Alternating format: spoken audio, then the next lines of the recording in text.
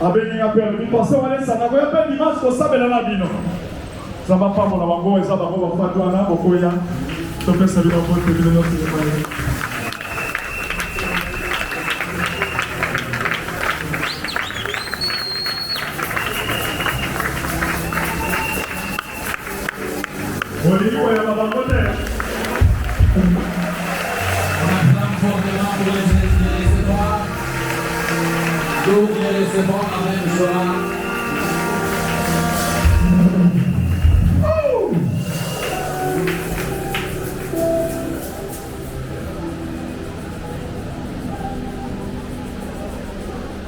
Église à Wana, ça va pas voir là, on peut s'en voter.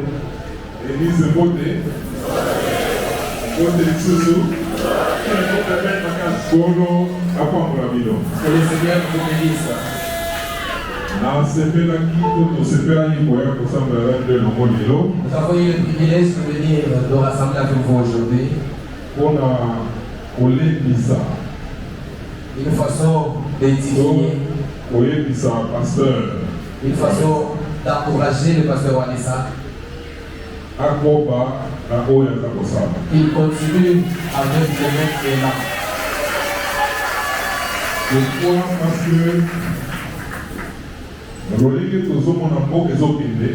Parce que à l'allure où nous voyons les choses aller dans le pays, ça c'est un pays des promesses. Et si les serviteurs de Dieu, si les hommes de Dieu ont laissé la place à l'infiltration, en tout cas on ne parviendra plus, peut-être on va perdre ce pays. Et si le diable ou les mensonges prend place à l'église, c'est-à-dire il n'y aura plus jamais de sainteté à l'église. Pourtant, les hommes de Dieu, ce sont eux qui doivent s'élever au cas où il y a des problèmes. C'est eux qui doivent prier ensemble avec nous, afin que Dieu puisse unifier la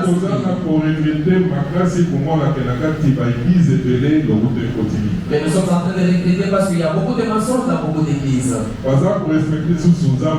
Ils ne respectent plus Dieu. Il commence à faire ce que nous pouvons aussi faire, finalement, il y a plus de différence. C'est pourquoi, vu ce que j'ai vu ici, arriver à chasser un pasteur qui a commis des péchés.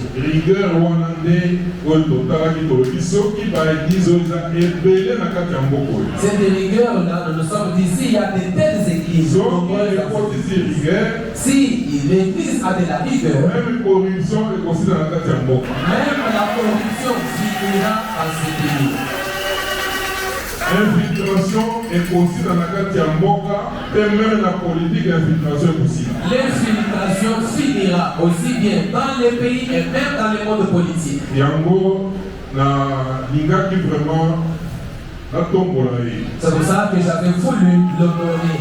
En tant que coordonnateur général de la société civile. En tant que coordonnateur général de la société civile. En tant que défenseur des droits humains. En tant que défenseur des droits humains. Parce que le premier défenseur des droits humains, c'était Jésus-Christ lui-même. Parce que c'est Jésus-Christ lui-même qui est le premier défenseur des droits humains. Et c'est un makasi comment on a dingue chancellerie des ordres nationaux et c'est au tombola. J'ai aussi éprouvé de la joie pour voir la chancellerie des ordres nationaux qu'il a décoré. Ce n'est pas pour rien. Et ça va battre.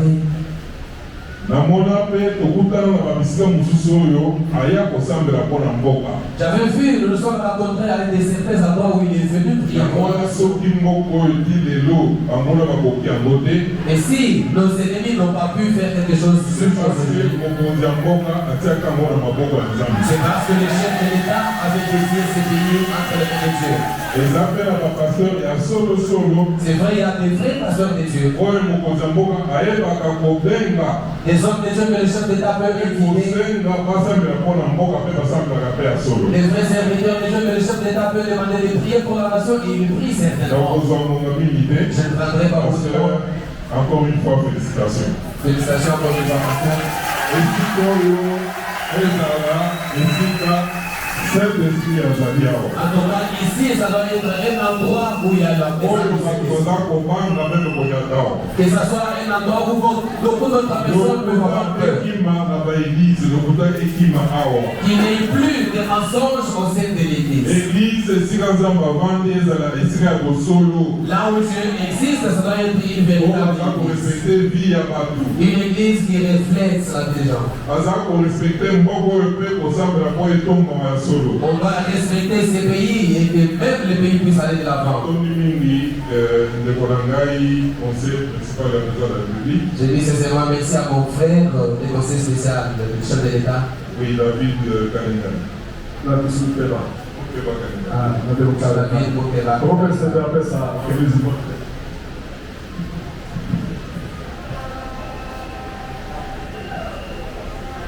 Après 6 mois que l'église Mobiba, je salue l'église. Après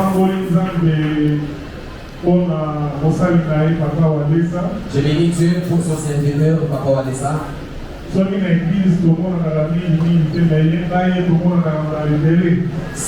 n'a pas l'habitude de se voir régulièrement à l'église, mais on se voit régulièrement avec lui ailleurs. Papa Christopher à Bogoti, ce qui est important. Si nous nous attachons à ce qu'on est serviteur de Dieu, c'est parce que nous savons que ces pays entrent dans les mains de Dieu. Moi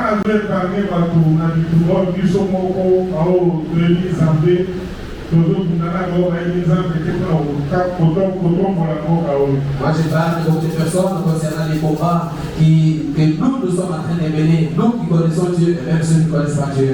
Quand on a la Bible, je regarde dans la Bible. Il y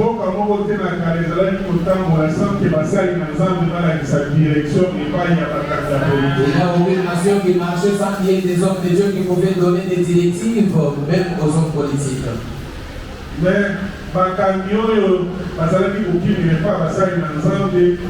les lois d'infiltration au pasteur accueilli et les manières ne conseillent pas à ça.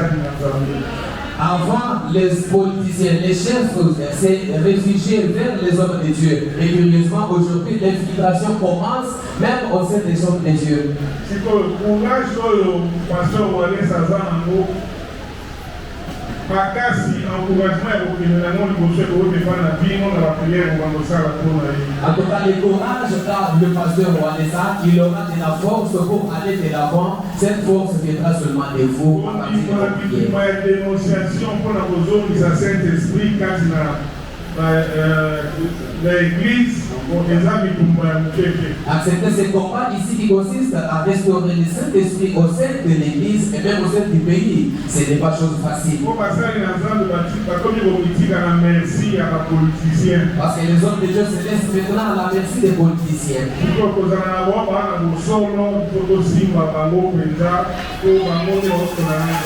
si nous avons des véritables hommes de Dieu, nous devons vraiment les soutenir parce que c'est eux qui causent avec Dieu.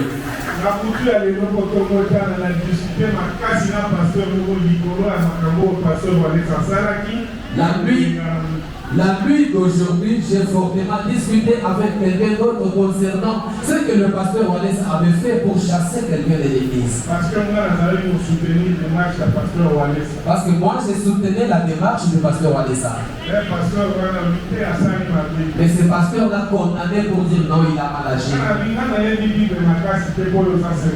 Je lui ai dit, je ne connais pas. Je lui ai dit, je ne connais pas bien la Bible plus que vous parce que c'est vous qui êtes serviteur de Dieu. Mais je sais que dans la Bible, on a livré des gens même au diable. Alors, pour le système de livreur, on a continué ce système qui consiste à livrer des gens, ça continue beaucoup. Ici, je sais que vous êtes des enfants de Dieu. Vous êtes bien entraînés. Vous êtes très bien entraînés. Vous êtes bien enrôlés. Vous êtes très bien enrôlés. Cet homme-là n'était qu'un infiltré. C'est pour ça que Dieu là de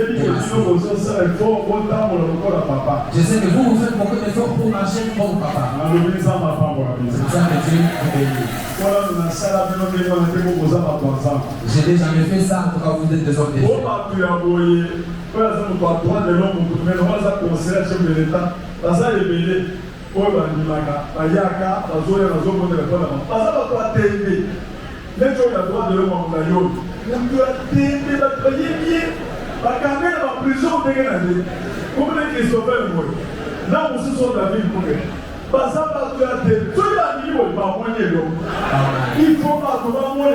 changer.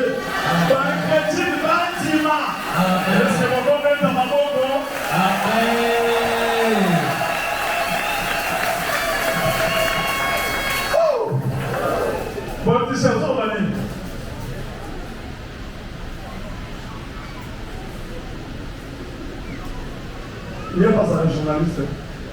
Avant la sortie, on s'est dit que c'est le moment de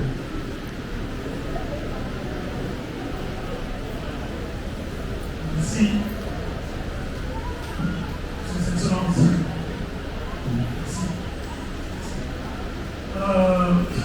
tiens, il faut bien. Makambo, Tatao, Yoralobi, peut-être pour les billets de certains boys. Ça va nous faire beaucoup pour la monter la boca. Mais les amours, on a parce que depuis qu'on accompagnait le ministre de la défense spirituelle dans le gouvernement et honoré. Oh, et ça c'est le gouvernement de la République représenté par le chef de l'État. La suite par appel et belé dans ma serviteur nous sous la ligne Bayeba et pendant qu'il est pourquoi Kakaïen et médaille d'or Kakaïen pour mériter Yango par appel et ça est belé. Je suis dans l'obligation de donner à Congo, à Bangoua, j'ai le numéro de téléphone. Alors, on a l'infiltration. Autant au moment de la l'infiltration, on va dire. On va prendre un ligne Kakaïen dans le gouvernement de la République et reconnaître Moussa Naye Assali, l'abandonné et Bénin. C'est un médaille de mérite civil, médaille d'or.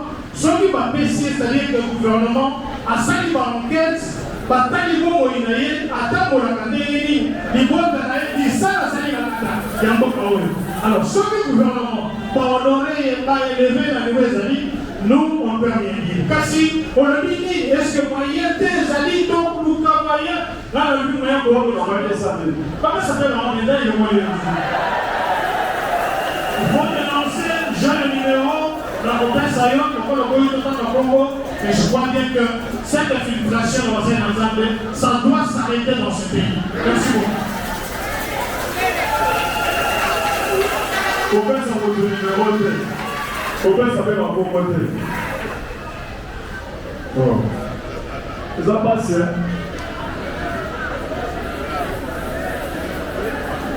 Oui, maintenant, madame, je suis sur le réseau du mal. Papa. Et si vous avez un message, c'est comme ça. On va aussi dire ça. Là, il y a au police. Il y a un adage qui dit lui-même confère chez soi. Là, lui, ma pasteur révélé, nous souvenons de Corona Bango. Ce qui n'a pas caillé. Et l'homme a découvert là où force n'a pas. Et ça, tout simplement. C'est Nelly a continué quand nous sommes dans les salons. L'ensemble de la capacité pour la Moka, surtout ma cambozo de Kanaïs, et pour la c'est Nelly à Tanzamba Tchergo. Pour Bangouna, Batelemi Makasi. À infiltrer. Batelemi Makasi, à traître, Batelemi Makasi. Kasi bakolonga biso. Otondi biso. Bon, quel enfant. Bon, mais notre conseil, il a dit que nous sommes allés. Conseil, il y a un an. Il y a un an, ça fait que c'est le total de nos amis.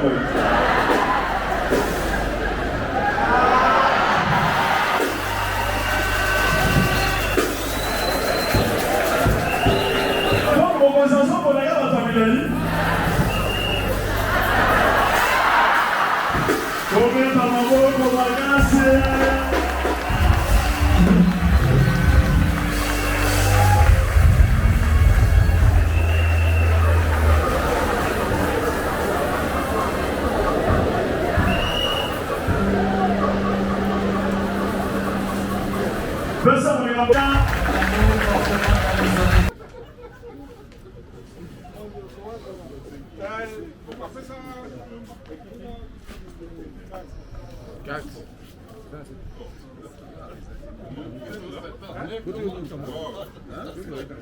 Merci. Conseiller, on peut savoir pas. On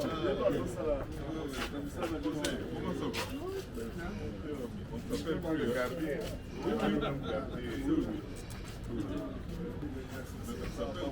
Ça va. Pour moi, accompagnement. Chargez le numéro. Ah, merci. Ça va.